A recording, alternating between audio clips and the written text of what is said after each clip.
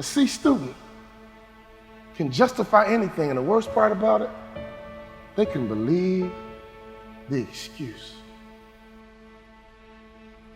Don't look at me like that. Some of you guys have been defeated already in your life. You're saying to yourself, you know what, I got a GED, nobody wants me. I used to be an alcoholic, nobody wants me. My own father used to tell me I was no good, nobody wants me. I'll just work this little dead-end job and we'll figure out what's next, because I don't have anywhere to go. Some of you guys can relate to what I'm saying. Somehow, some way, you've disqualified yourself. I work with so many people and I can relate to it. Nobody can beat you but you.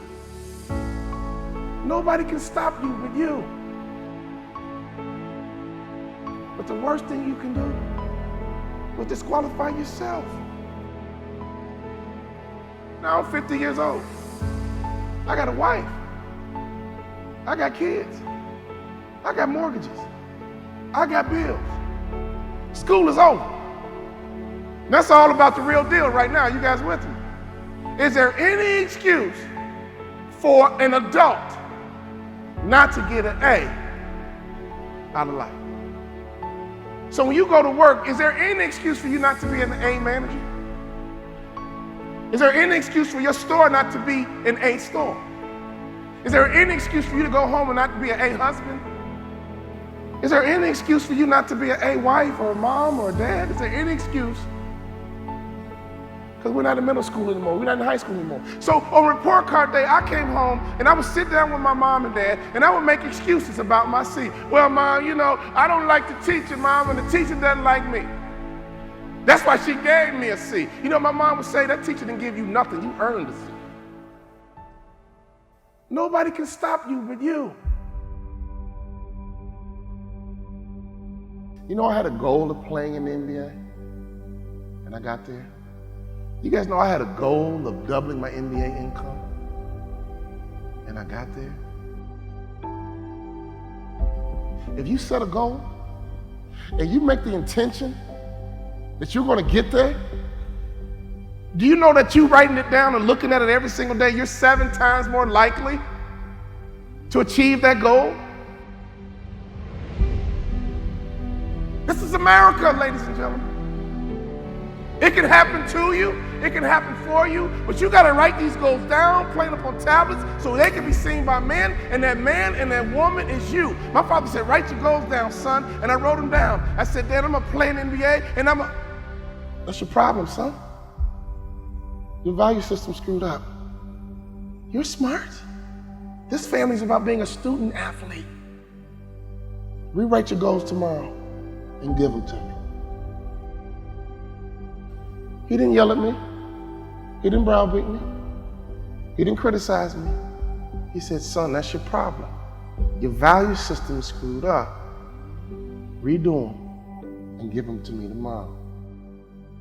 You know, some of you guys can have more in life, but your value system's screwed up. You're more excited about Facebook and Instagram. But some of you guys, it's golf. You know, I go to work, man, I can't wait to hit that golf course. My father taught me something very valuable. But you know what? You will dwell in what you dwell on. You will dwell in what you dwell on. If you dwell on marijuana, you will dwell in marijuana. And you will get the weed smoker's reward. I thought about it the other day. I'm from Chicago. I've never been to a thug retirement party. Have you? I've never been to a thug retirement party. I guess I have. They're called funerals. What you dwell in, you dwell on. So can I give you a little bit of advice? Make sure your value system is good. Make sure your value system makes sense. People say all the time, well, what's most important to you? God, family, work.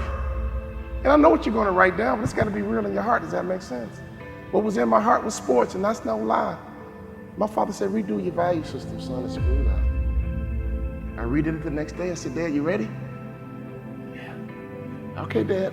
I'm going to graduate college in 4 years. I'm going to play in NBA. Anybody know why I ducked? My dad had a nice backhand. I said, I'm gonna play in NBA. And this is what I said. I'm gonna make more money in business than I did in sports. You know what my father said? I like it, son. I like it. I want you to take those goals out and look at them every single day. Before I knew it, that 2.1 turned into a 2.9. Before I knew it, I got selected to be president of the journalism club, captain of the homecoming committee. Before I knew it, people began to recognize me not as an athlete, but as a leader in school.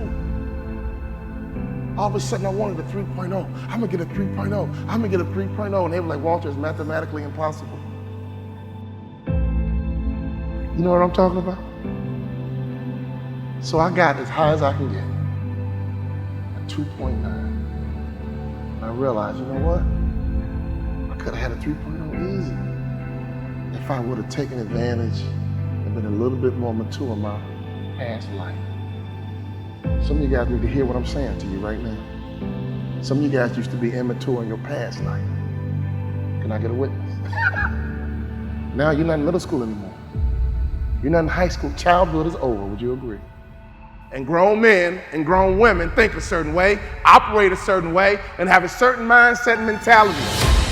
I want you to understand you are a part of a legacy. You've heard about your mom's story, you heard about your dad's story, now it's time for you to build your story. My father was a sharecropper in Tennessee. I heard all the stories my dad would tell me being a young black boy in Tennessee. He said, son, I got called the N-word so many times, I began to think it was my first name.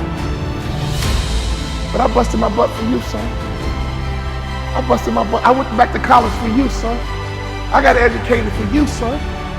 Everything I do is for you, son. See, right now, I want you to understand you are a part of a legacy. Many of you guys, your mom made sacrifices for you. Your dad made sacrifices for you. Now it's time for you to grab the bull by the horns and impact your legacies. Everybody with me? Your mom and dad have this story. Your grandfather, your grandmother has his and her story. Now you are building your story. I was at a track meet one day, and I was watching a 4x1 relay. And I love a 4x1 relay because that first sprinter takes off with the baton in their hand, and they run as hard as they can, as fast as they can, and when they get to the next athlete, they yell, stick!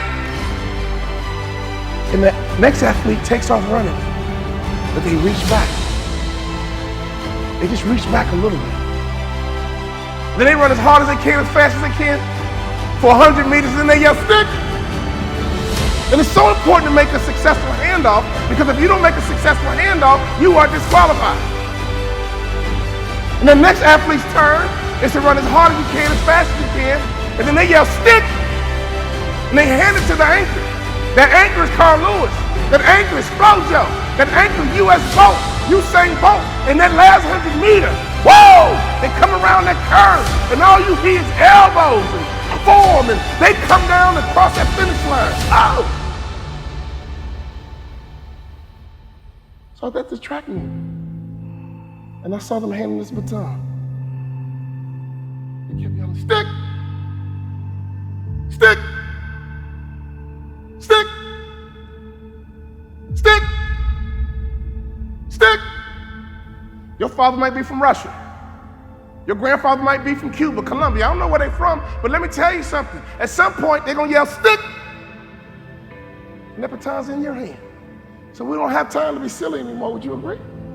We don't have time to play games anymore, would you agree?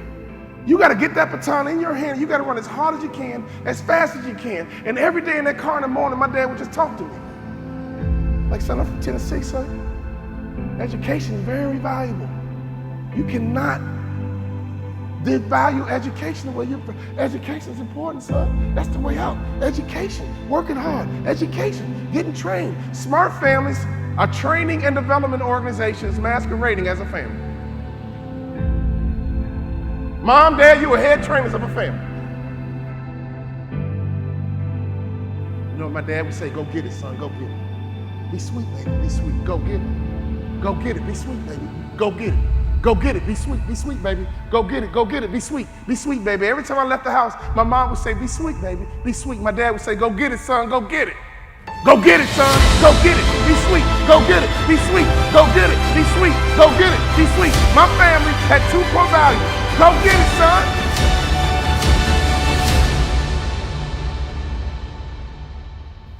Be sweet, baby. I used to go into class and say, man, if I get a C, I'm good. If I can pull off a B, C, I'm good. Never even went for the A. You know that the average person thinks the same exact way? They could do more, they could be more if they believed more.